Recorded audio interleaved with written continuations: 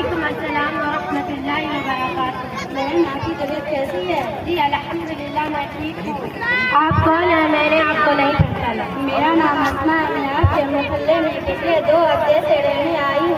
सोचा कि अड़ोस पड़ोस के लोगों से थोड़ी जान पहचान हो जाए, इसीलिए आपके यहाँ आई हूँ। बहुत अच्छा किया, बड़ी खुशी हुई। आप बैठ के मैं आपके लिए चाय बना कर लाती। अरे नहीं, आप आज तो पूरा दिन चाय पीने नहीं लगा है। तो क्या हुआ? अरे बेटा कुरैशा, जरा मेहमानों के लिए चाय पिलाओ।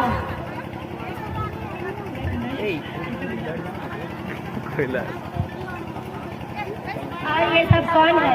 यह मेरी बड़ी बेटी सुगुफ्ता है और यह मझली बेटी यास्मीन है और यह छोटी बेटी मुस्कान है। वालेकुम अस्सलाम व रहमतुल्लाहि व बरकातुहू। आपकी बेटी क्या करती है? सुगुफ्ता दीनियात की तालीम मुकम्मल करने के साथ 10th में पढ़ती है और यह मझली वाली दीनियात की तालीम मुकम्मल करने के साथ 6th में पढ़ती है और यह छोटी वाली दीनियात की तालीम मुकम्मल करने के साथ 4th में पढ़ती है। और आपकी बेटी क्या करती है? बस 1st में है। मेरी बेटी बहुत क्यूट और माइंडेड है। स्कूल के हर फंक्शन में उसको इनाम मिलता है, बहुत सारे मेडल्स मिले हैं। अभी पिछले बार स्कूल के डांस पार्टी में उसने ऐसा डांस किया कि सारा स्कूल तालियों से गूंज उठा और हर बार फर्स्ट आती है। बहुत अच्छा, माशाअल्लाह। आपकी बेटी तो दीनियात में भी टॉप आती होगी। हाँ, क्यों नहीं। मेरी बेटी को बहुत सारी सूरतें और दुआएं याद है। आपको जो पूछना है आप इससे पूछ सकते हैं। ठीक है, तो मैं इससे कुछ सवाल करती हूँ। हाँ, क्यों नहीं, जरूर कीजिए।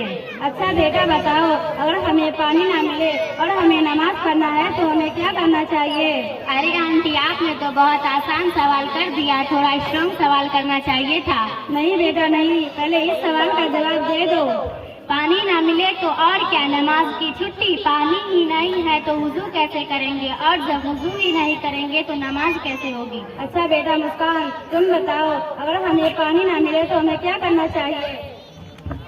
अम्मी जान, जब कभी ऐसा मौका हो जहाँ पानी ना मिल सके या पानी के इस्तेमाल करने से बीमारी के बढ़ जाने का अंदेशा हो या पानी तक पहुँचना मुश्किल हो तो तयम्मुम करके नमाज पढ़ सकते हैं, कज़ा नहीं करना चाहिए।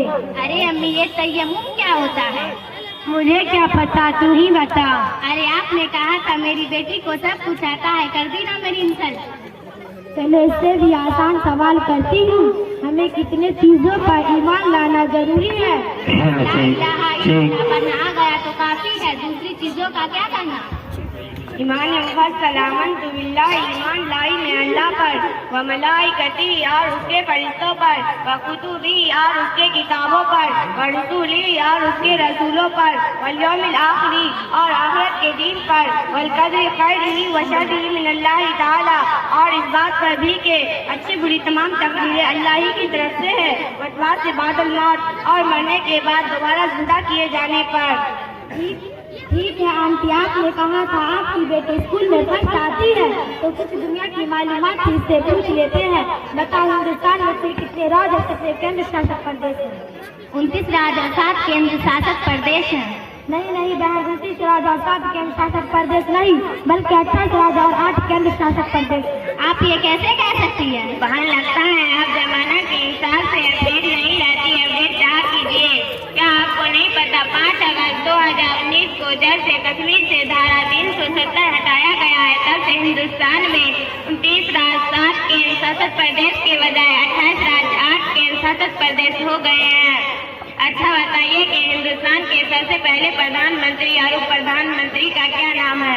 प्रधानमंत्री का नाम जवाहरलाल नेहरू है, लेकिन ये उप प्रधानमंत्री का मुझे नहीं मालूम। देश के पहले प्रधानमंत्री जवाहरलाल नेहरू और उप प्रधानमंत्री सरदार वल्लभ भाई पटेल हैं। देश के पहले राष्ट्रपति और उपराष्ट्रपति का क्या नाम है?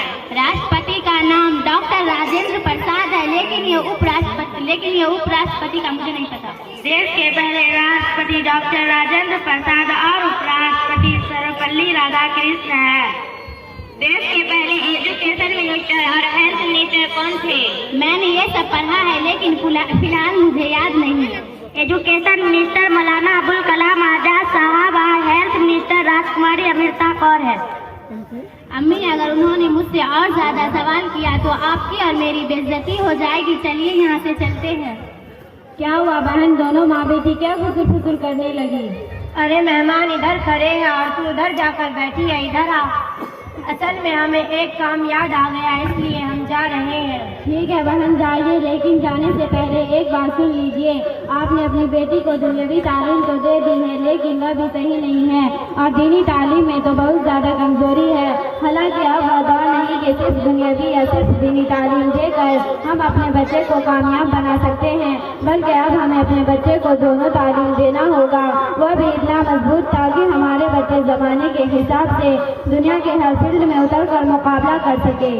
शुक्रिया बहन, आपने मेरी आंखें खोल दी। मैं तो ये समझ रही थी कि इसको कुछ किताबें पढ़ाकर और कलीमा कुरान नाजरा पढ़ाकर मैंने अपने बच्चे को बहुत कुछ पढ़ा दिया, लेकिन ऐसा नहीं है। इंशाअल्लाह मैं अपने बच्चे को तकाबुलाती तालीम दूंगी। ठीक है बहन, अगर आप अपने बच्चे को इस तरह की तालीम देना चाहती हैं तो हमारे मदरसे में आइए। हमारे उस्ताद मौलाना मुसलिम साहब ने हालात के हिसाब से ऐसा निज़ाम तालीम बनाया है जिसमें आपका बच्चा जहां दीन में फहम हासिल करेगा और अपने ईमान और अक़ीदे को मजबूत करेगा, वहीं दुनिया के मैदान में भी नुमाया किरदार अदा कर सकेगा और एक बार फिर से दुनिया वालों के सामने वह मिसाल पेश कर सकेगा कि देखो हम अपनी दीन की हिफाजत के साथ भी दुनिया के सरबराह बन सकते हैं। इंशाअल्लाह बहन, मैं अपने बच्चे को आपके मदरसे में पढ़ने के लिए भेजूंगी। अस्सलाम वालेकुम व रहमतुल्लाहि